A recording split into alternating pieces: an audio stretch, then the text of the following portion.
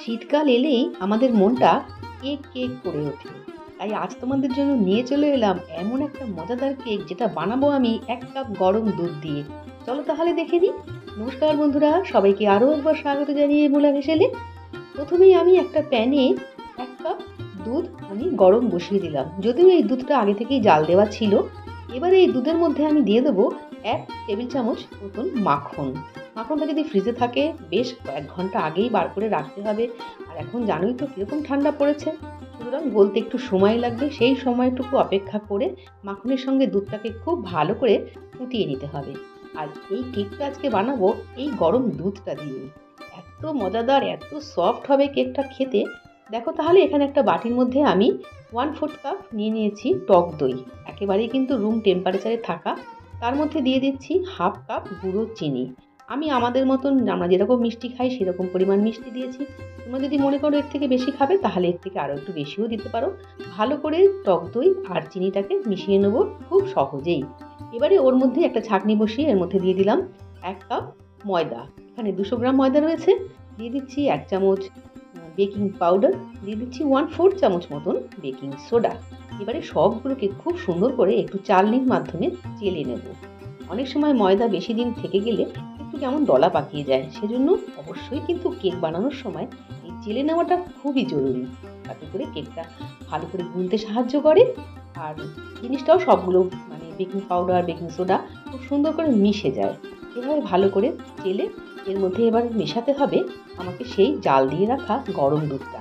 এটা কিন্তু ঠান্ডা নয়, আমি কিন্তু গরম গরমই মেশাচ্ছি।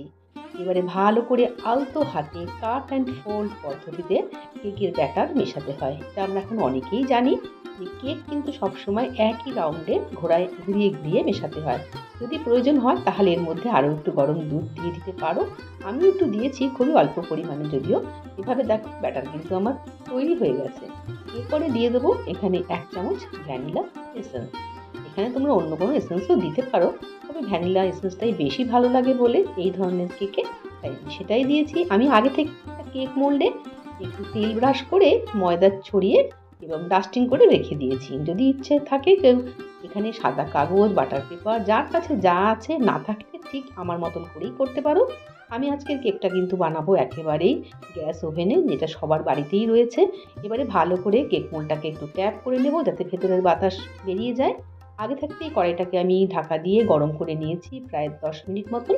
তারপরে কেক মোল্ডটাকে বসিয়ে ঢাকা দিয়ে গ্যাসের ফ্লেমকে একেবারে লোতে রাখবো না, প্রথম দিকে একটু বাড়িয়ে দেবো। তারপর 5 মিনিট বাদে এটাকে কিন্তু একেবারে লোতে দিয়ে আমি 35 মিনিট মতন মানে এটাকে করব। তার মাঝখানে আমি 5-7 মিনিট বাদে আমার ইচ্ছে হলো কিছু টুটি ফুটি আমার কাছে ছিল, সেগুলোর মধ্যে একটু ময়দা মাখিয়ে ঠিক 5 মিনিট বাদে আমি ঢাকনাটা তুলে এর মধ্যে সেই ময়দা মাখিয়ে রাখা টুটি ফুটিগুলো উপরে ভালো করে বিছিয়ে দেবো। তোমাদের ইচ্ছে মতন যে কোনো ড্রাই ফ্রুটস দিতে পারো, আবার না দিলেও কোনো ক্ষতি নেই। এই কেকটা কিন্তু নর্মালিই খাওয়া হয়। যাই হোক, এটা নিজেদের পছন্দ মতন দেবে। সবসময় তো ক্রিসমাস মানেই আমরা অনেক রকমের কেক খেয়ে থাকি, কিন্তু আমার এই কেকটা খেতে দারুণ লাগে এবং নরম তুলতুলে হয়ে যায়। আমি 35 থেকে 40 মিনিট লো ফ্লেমে রেখে কেকটাকে বেক করেছি। দেখো এখন হাতে আমার কিছুই লাগছে না, কেকটা কিন্তু পুরোপুরি হয়ে গেছে। সেটাও আমি একটা কাঠি ঢুকিয়ে চেক করে নিচ্ছি, একেবারেই পুরো ক্লিন বেরিয়েছে। কত সহজে ঘরেই একেবারে গন্ধে ম ম করছে এই রকম একটা গরম দুধ দিয়ে বানানো কেক তোমরা সহজেই বানিয়ে ফেলতে পারবে।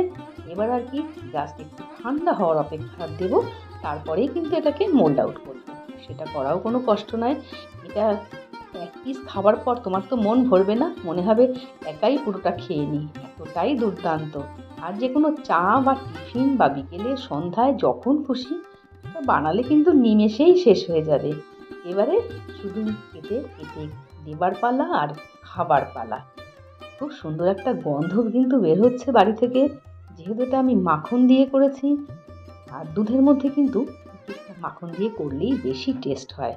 তবু যারা তেল দিয়ে করতে চাইছো সেটাও করতে পারো, তখন তাহলে আর তাদেরকে গরম দুধের মধ্যে কিন্তু তেলটা মেশাতে হবে না, তেলটা ওই দইয়ের মধ্যেই মিশিয়ে নেবে। এবার টুকরো টুকরো করে শুধু সবাইকে খাওয়াও। আমার এই ছোট্ট ভিডিওটা দেখে তোমাদের কেমন লাগলো অবশ্যই জানিয়ে যেও। ভালো লাগলে লাইক কমেন্ট করো, বন্ধুদের সঙ্গে শেয়ার করতে পারো। আর যারা এখনও আমার চ্যানেলটাকে সাবস্ক্রাইব করে উঠতে পারোনি অবশ্যই সাবস্ক্রাইব করে নিও আর পাশে থাকা বেল বাটনটা ক্লিক করে দিও, যাতে করে নতুন ভিডিও নোটিফিকেশান খুব সহজে পৌঁছে যাবে তোমাদের কাছে আর তোমরাও সেটা দেখে নিতে পারবে। সবাই ভালো থেকো আর মেরি ক্রিসমাস জানিয়ে আজকের এই ছোট্ট ভিডিওটি শেষ করছি। সবাই ভালো থেকো, দারুণ করে এনজয় করো শীতের এই কেক রেসিপি।